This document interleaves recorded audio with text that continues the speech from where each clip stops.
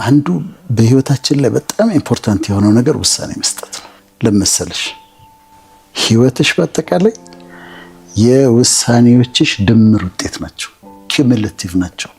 እዚህ ጋር ወሰንኩት ሲደመር እዚህ ጋር ወሰንኩት ሲደመር እዚህ ጋር ወሰንኩት ሲደመር እዚህ ጋር የኔ ላይፍ ስቶሪ ነው እና የውሳኔ ሰዎች መሆን አለብን። በተቻለን መጠን ጸልየን የእግዚአብሔርን ፈቃድ አውቀን መወሰን አለብን። ምክንያቱም ፈቃዳችን ከፈቃዱ ጋር አማች እንዲያደርግ የሱ ሐሳብና የኛ ሐሳብ አንድ ላይ እንዲገናኝ። አንዳንዴ ሐሳቤ ከሐሳባቸው ሰማይ ከምድር እንደሚርቅ ይርቃል ይላል። ስለዚህ ስትወስኚ ህይወትሽ ላይ ወሳኝ እንደሆነ ተደምሮ እንደሚመጣ ኮንሲኩዌንስ እንዳለው ውጤት እንዳለው አውቀሽ መወሰን ያስፈልጋል እና የውሳኔ ሰው መሆን ያስፈልጋል። ግን ተጠንቅቆ መወሰን፣ ደጋግሞ አስቦ አሰላስሎ ጸልዮ መወሰን፣ ከዛ ያ ህይወትሽን ያለመልመዋል። የውሳኔዎቼ ውጤት ነኝ እኔ። በህይወቴ የሆኑት ነገሮች የውሳኔዎቼ ውጤት ነው እና በጣም አስፈላጊ ነው ብዬ ነው የማምነው። ምን የሚባል አባባል አለ መሰለሽ? go where you are celebrated not where you are tolerated ይባላል። ደግሞ stay where you are celebrated not where you are tolerated። የምትፈለጊበት ቦታ አለ። ሰዎች ሴሌብሬት የሚያደርጉሽ ቦታ አለ። ሰዎች በደስታ በፍቅር የሚቀበሉሽ ቦታ አለ። እዛ ሂጂ። ቶለሬት የሚያደርጉሽ ሰዎች ጋር you don't stay። ክብርሽን የሚነካ ከሆነ ክብርሽን የሚነካ ስለ ትዳር አይደለም የምናወራው፣ ግን አንድ ኢንቫይሮንመንት ክብርሽን የሚነካ ከሆነ ያንቺን ቫልዩ ያልተረዳ ከሆነ ጉድባይ ዩ ዎክ አውት። እና በጣም ነው የማምነው እኔ ዎክ አውት በማድረግ በጣም ነው የማምነው። በጣም በትህትና አምናለሁ።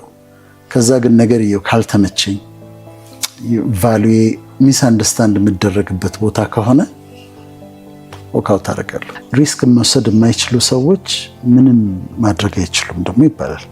ማለት ካልኩሌትድ የሆነ የምትወስጃቸው ሪስኮች አሉ፣ በውሳኔ የምትወስጃቸው። አንዳንዱ ነገር በህይወትሽ ላይ በጣም ወሳኝ ነው የምትወስኝ። ለመለየትም የምትወስኛቸው ውሳኔዎች አሉ።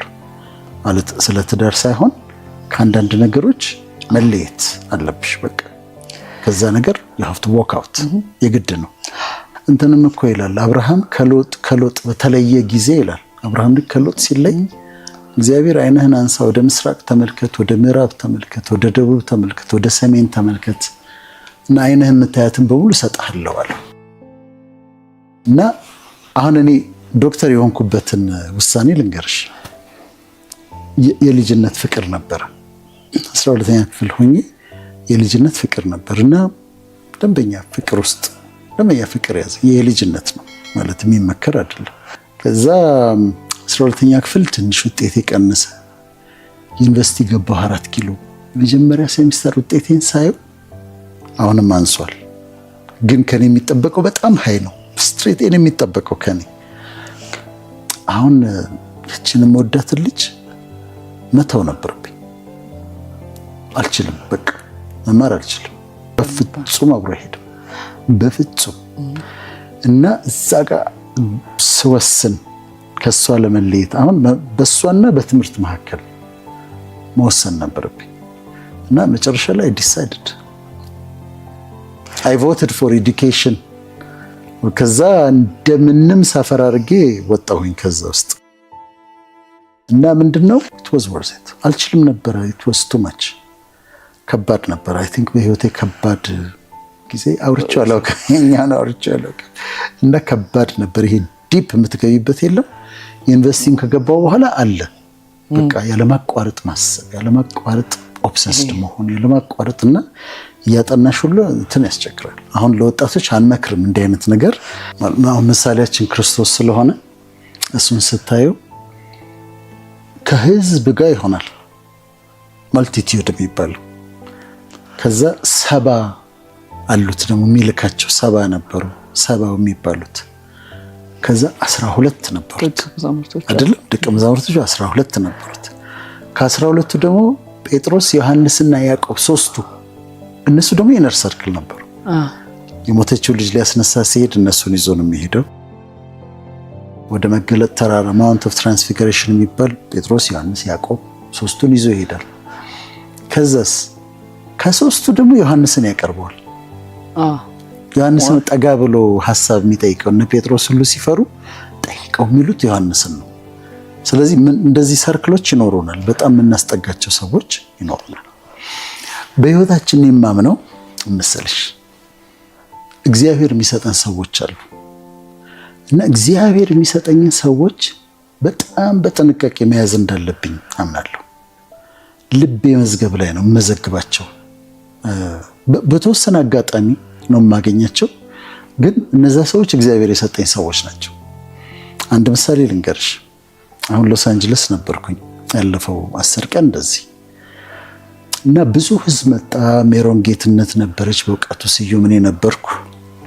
በኋላ ሊረብሹ ሰዎች የገቡ ሰዎች ነበሩ እና በተለይ እኔን አሁን እንግዲህ ዝም ብለው ከመንግስት ጋር ያገናኙኛል። አንዳንድ ቦታ መስላቸዋለሁ ቅርብ ምናምን እና ልናገር ልወጣ ስል ብልጽግና ምናምን ብሎ አንዱ ጮህ። ከዛ ሊበትነው ነው። ከዚህ በፊት ችግር ተፈጥሮ እንዴት ነገር ሰምቻለሁ። ከዛ ሰማሁት። ከዛ ሌላ ሰው ተነሳና ረዥም የሆነ ነው ነውር ነው ባለጌ ምናምን ብሎት ጮህበት። ከዛ ጸጥ አለ። እኔ በሰላም ወጣሁ፣ አስተማርኩ ምናምን ደስ ብሎ ኢንጆይ አድርጌ።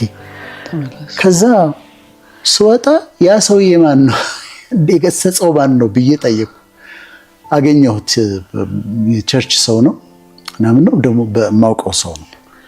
ከዛ ምን አልኩኝ፣ ይሄ ሰውዬ የጻፍኩት የልብ ወዳጄ ነው፣ ሬስኪው ያደረገኝ ሰው ነው።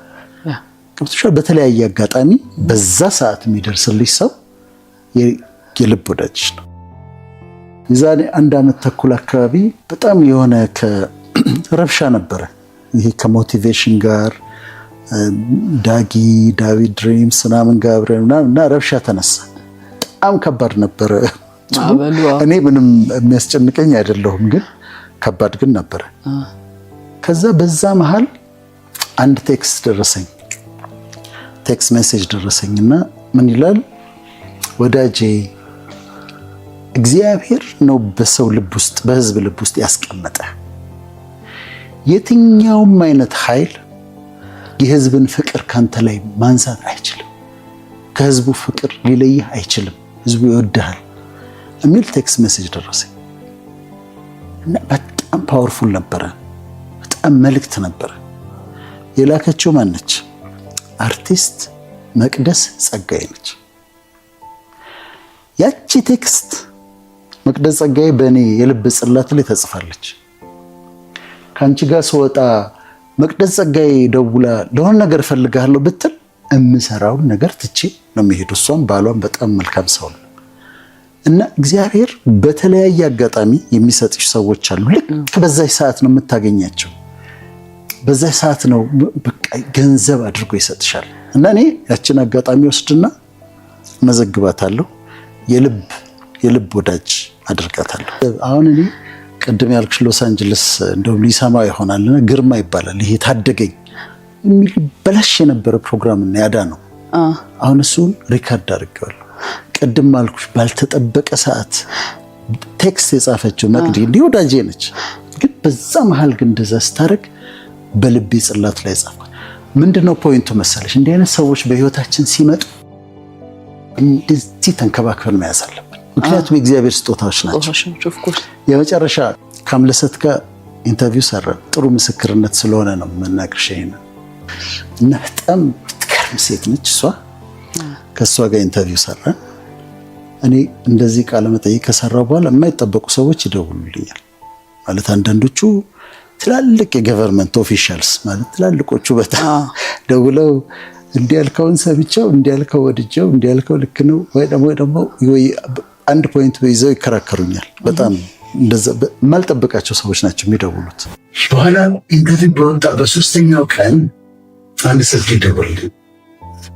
ይደውለው መሰለሽ ቴዎድሮስ ካሳው የክብር ዶክተር የአምለሰት ባሮ ቴሌፎን ይደውል። ከዛ ሰርፕራይዝ ዶኛለሁ። ኢንተርቪውን አይቶታል። ሙሉ ነው አይቶታል። እና አንዩዥዋል ነው ስለ ቴዲ እንደዚህ አይነት ነገር ማድረግ እና ደውልና ራት ልጋብዝ ይፈልጋል፣ ቤት እንድትመጣ ይፈልጋል።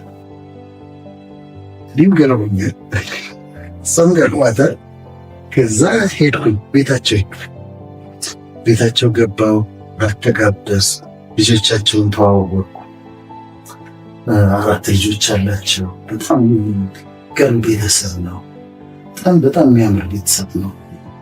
እና ከቴዲ ጋር ስናወራ የተገረምኩበትን ነገር ሾም ብዬ ነው የምናገረው። የተገረምኩበት ለ2 ሰዓት ተኩል ያህል አውርተናል። 2 ሰዓት ተኩል ያህል አውርተናል።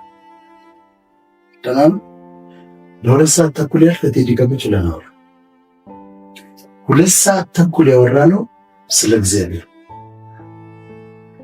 እግዚአብሔርን የሚወድበት ፍቅር ብታይ ቴዲ እንዲህ ሲያወራሽ እግዚአብሔርን የሚወድበት ፍቅር በጣም አስገራሚ ነው። ከዛ ስለ ክርስቶስ ያወራል፣ ስለ ኢየሱስ ክርስቶስ ያወራል። እዛ ጋር ስዕል አለ፣ የተሰቀለው ክርስቶስ አለ። ስለ ስጋው ያወራል፣ ስለ ደሙ ያወራል፣ ስለ ስቃዩ ያወራል፣ ስለ ትንሣኤ ያወራል። እኔስ እየሰማለሁ። እንግዲህ ቴዲ አፍሮን ታውቂዋለሽ። በመጨረሻ ሞስት አድማየርድ በጣም ተወዳጅ ኢትዮጵያ እሱ ይመስለኛል። በጣም የሚወደድና የሚደነቅ እና ዝም እየሰማሁት ከዛ የሚያናገረኝ ጨዋል የእግዚአብሔር ነገር ያለው መንፈሳዊ መረዳት። እኔ ብዙ ሰው የሚያውቅ አይመስለኝም። እኔ መንፈሳዊ ሰው ስለሆንኩ መንፈሳዊ ሰው አውቃለሁ። እግዚአብሔርን መውደዱ ክርስቶስን የሚገልጥበት አገላለጽ፣ ከዛ ደግሞ ያለው ስፒሪቹዋል አንደርስታንዲንግ መንፈሳዊ መረዳት ጥልቀት ዴፕሱ ማለት እና እንደተገረሙ ስሰማው ቆየ። ስለሱ ስናወራ ከዛ ስንወጣ ብለሰትን አስገባን። እሱ ወጣ፣ ግቢ ውጭ ድረስ ወጣ። እንግዲህ ለሱ በጣም ታዋቂ ሰው ነውና ሪስክ ነው። ውጭ ድረስ ወጣ። መኪና ውስጥ ከገባ ድረስ ጠበቅ። ገባ ያልኩት አይ መኪና ውስጥ ከገባ ድረስ ጠበቅ። መኪና አስነስቼ እስከሚሄድ ድረስ ጠበቀና ልክ መሄድ ሲጀምር እንደዚህ ብሎ ወደ ቤቱ ገባ። እኔ ቤት ገባሁና እውነቴን ነው የምልሽ 15 ደቂቃ ቁጭ ያልኩት። ቴዲን የማውቀው በሙዚቃ ስራዎቹ ነው። በጣም የታወቀ የህይወት ፐርሰናሊቲ፣ የህይወት መንፈሳዊ ጥልቀት፣ የህይወት የእግዚአብሔር ፍቅር። እኔ ሰባኪዎችም እንደዛ ክርስቶስን የሚገልጡት አይመስለኝም። ኢየሱስን ሲገልጠው አገላለጡ የሚገልጥበት ቋንቋ መረዳቱ እና ቤት ገብቼ ቁጭ እያሰብኩ ከዛ ግን ይሄ ሰው ለምን እንደዚህ ያደረጋል? ከሱ ፕሮፌሽን ጋር እኔ ጋር ምንም ግንኙነት የለውም። ግን አክብሮ ጋብዞ ስለ እግዚአብሔር አውርቶ ወጥቶ ሸኝቶ አሁን የሰጠኝ ምንድን ነው? ቫልዩ ነው። ስወጣ እኔ ምን አደረግኩኝ? ቅድም እንዳልኩሽ ሎስ አንጀለስ ያለውን ግርማ እንደጻፍ መቅዲ እንደጻፍኩ ዶክተር ቴዎድሮስ ካሳሁን ደግሞ ቴዲ አፍሮ ወጥቼ ልቤ ጽላት ላይ የጻፍኩት ለምን ትሪትድ ሚ ዊዝ ሪስፔክት። ስለዚህ ምን እያልን ነበር? እግዚአብሔር የሚሰጥሽ ሰዎች አሉ። እነዚህ የሚሰጥሽ ሰዎች አንድም በተጨነቅሽበት ሰዓት ደርሰው የሚመጡ ሰዎች፣ ሁለትም አንቺ የጠፋሽ በሚመስልበት አሁን መቅዲ እንደመጣችው አንቺ የጠፋሽ ማዕበሉ ያጠፋሽ በሚመስልበት ሰዓት አለሁ የሚሉ፣ ሶስተኛ እንደ ቴዲ አፍሮ ዋጋሽን ተረድተው ሪስፔክት አድርገውሽ አክብረውሽ ትሪት የሚያደርጉሽ እነዚህ ሰዎች በልብሽ ጽላት ላይ ጻፊያቸው። እግዚአብሔር የሰጠሽ ስጦታዎች ናቸው። አሁን ከዚህ ስወጣ ቴዲ አፍሮ ደውሎ የሆነ ነገር ቢል በሩ ላይ ነው፣ ምንም ጥያቄ የለው እና በጣም ስለተገረምኩ ነው የማወራሽ። ስለዚህ እግዚአብሔር የሚሰጠን ሰዎች እንደ ወዳጅ አድርጎ ሰው አድርጎ የሚሰጥሽን ሰዎች፣ እነዚህ ሰዎች እግዚአብሔር የሚሰጥሽ ሰዎች ሀብት ናቸው እና ትሬዠር የምታደርጋቸው ናቸው። ጓደኝነት አለ። ጓደኝነት ክራይቴሪያ አለው። አንቺ ጓደኞች አሉሽ፣ ሚውቹዋል ሪስፔክት መኖር አለበት። እርስ በርስ የምትከባበሪ መሆን አለበት። ኮመን ኢንትረስት መኖር አለበት። ክራይቴሪያዎቹ እነዚህ ናቸው። ሚውቹዋል ኢንትረስት፣ ሚውቹዋል ሪስፔክት፣ ኮመን ኢንትረስት፣ የጋራ ኢንትረስት ሊኖርሽ ይገባል። ጊዜ አብረሽ የምታሳልፊ መሆን አለብሽ። ኬሪንግ ሼሪንግ መኖር አለበት እና በዛ ሪሌሽንሽፕ ውስጥ ኬሪንግ እና ሼሪንግ መሆን አለበት። ፍሬንድሺፕ ላይ አንደኛው እየተጠቀመ አንደኛው የሚጎዳ መሆን የለበትም። ኢኳል መሆን አለበት እና ጓደኞችሽን ትሬዠር አድርጊ። ሁሉ ሰው በመጨረሻችን ልንገርሽ፣ ለአእምሮ ጤንነት በጣም ከሚያስፈልጉ ነገሮች አንዱ ለሜንታል ሄልዝ፣ ለማይንድ ኬር በጣም ከሚያስፈልጉ ነገሮች አንዱ ጥሩ ጓደኛ። ይሄ ተጠና። አንድ ጥሩ ጓደኛ ካለሽ፣ 2-3 ደግሞ ጥሩ ጓደኛ ካለሽ፣ የልብሽን ትረስት የምታደርጋቸው ጓደኞች ካሉሽ የአእምሮ ጤንነትሽ በጣም ይጠበቅ። ስለዚህ ጓደኞችን ሰርክልሽን ማስተካከል፣ ጓደኞችን በጥንቃቄ መምረጥ፣ ቅድም እንዳልናቸው ደግሞ በተለያየ አጋጣሚ ወደ ህይወታችን የሚመጡ አልፈው የሚመጡ በቃ ያለ ምክንያት ወደ ህይወታችን የሚመጡ ትላልቅ ሰዎችን እነሱን አክብሮ ትሬዠር ማድረግ ያስፈልጋል።